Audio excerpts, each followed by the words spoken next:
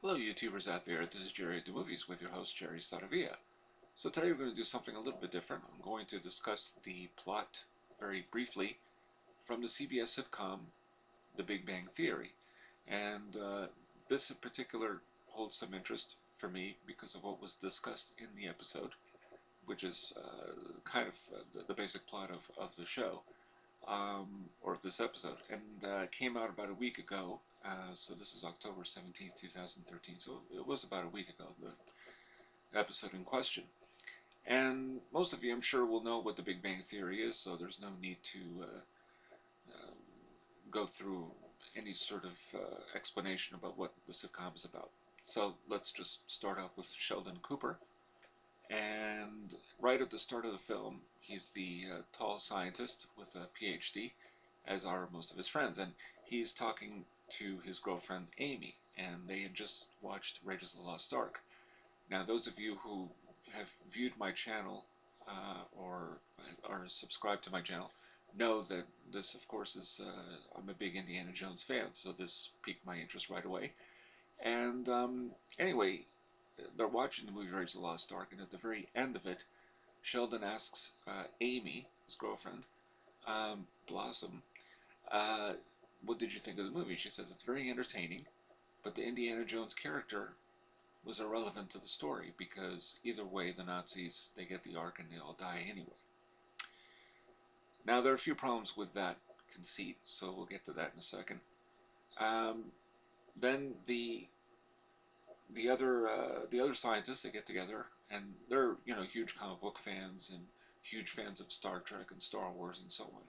So they watch the movie at the very end of the episode and say, she might have a point.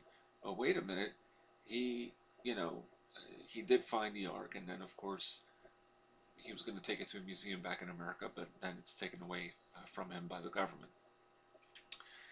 Now, the thing is that this is the problem with people who wear rose-colored glasses. Um, First of all, the Indiana Jones movies are not really meant to be taken seriously. That's number one. Number two, people forget also, I think, that these movies, they feature a character who is a bit of an anti-hero.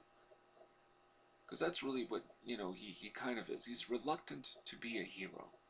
I mean, Raiders of the Lost Ark, certainly in the opening scenes of that movie, he wants to get that golden idol, the fertility idol, and he loses it to a rival archaeologist. Now, later on in the story, it's about the Ark of the Covenant, the very reason why he and many others became archaeologists in the first place. And he loses the Ark. It doesn't stay in a museum, and how could it? Certainly an object of that size and grandeur and power wouldn't.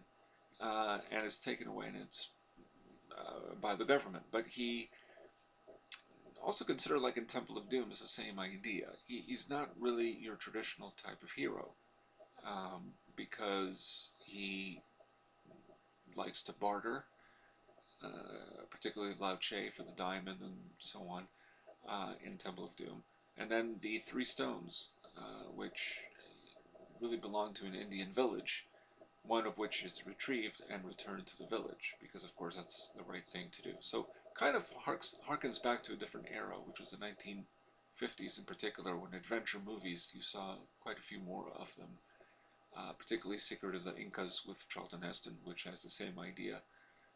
There's a golden artifact, and he chooses, even though he says, I'm going to make a fortune with this, he returns it to an Incan village, Machu Picchu, because it belongs to them. So, but he could have taken it with him, but he decides not to. Although there's one little trinket that he keeps for himself at the end of the movie, and then there's Valley of the Kings and many other types of adventure movies that dealt with this very idea that it would be immoral to just make a fortune on something that really doesn't belong to you. So the Indiana Jones movies have dealt with that. Last Crusade was the same thing. I want that Holy Grail, but you know what? It's my relationship with my father that's much more important. Let it go. And of course, the most maligned sequel in the entire series, The Crystal Skull, same idea. Return the skull to where it belongs. Um, don't keep it for yourself, because anyway, was hardly a traditional artifact in the Indiana Jones series, the skull. Now, with attention paid to Raiders of the Lost Ark, you'll realize too that this is the same idea. Indiana Jones was never meant to have that Ark of the Covenant for himself. But he did. He is instrumental to the plot, because he knows that the Nazis are digging in the wrong place. The Well of Souls, which is what he's looking for, which will dictate the exact location of the Ark of the Covenant. So he has the Staff of Ra, and he has the proper medallion where the sun will shine through it and give the exact location, but he has to be inside of this Well of Souls. So he is instrumental to the plot, because he's the one that finds the Ark. Because if it wasn't for him, they would continue digging, and maybe eventually they'd find it, but he found it. But also, keep in mind too that this is not meant to be the type of hero who, yes, he has fortune and glory in his mind, but he never gets the artifact. Almost really never, except for Indiana Jones and the Last Crusade, where he gets the Cross of Coronado. But basically, most of the time, at least in the movies, he doesn't get the artifact. But he's still instrumental to the plot of Raiders of the Lost Ark, because without his knowledge firsthand of the situation and the Ark's location and so on, then the Nazis might never have found that damn Ark at all. So, and also, keep in mind too, the Indiana Jones movies present the Nazis as being kind of stupid. They're not really intelligent enough. They're almost depicted as buffoons. So there is that. So Amy is wrong. Indiana Jones was in fact instrumental to the plot. And my question is this. I've seen the movie I don't know how many times, far more than Sheldon, who claimed he saw it 36 times. I beat him by, well, twice that at least. Maybe 3 or 4 times that. Yeah, I saw that movie probably way too many times. But anyhow,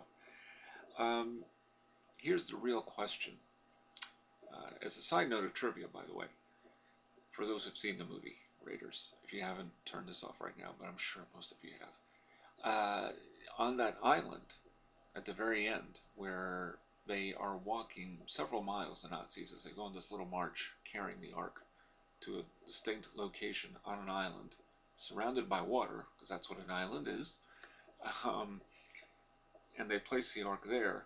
My question is this: after the Nazis die and Indiana Jones and Marion have the Ark, how the hell do they get it out of that island? Because at least 4 or 5 people are needed to carry the damn thing. That's what I want to know. That's a real good question that maybe Amy should have asked Sheldon. So there you have it. Oh, and yes, by the way, the bit of trivia about that is that originally, one of, I believe the original script ideas for Raiders was that Marion would be left alone on that island. It would have been a depressing ending. And this is Jerry the Movies with your host Jerry Saravia, signing off.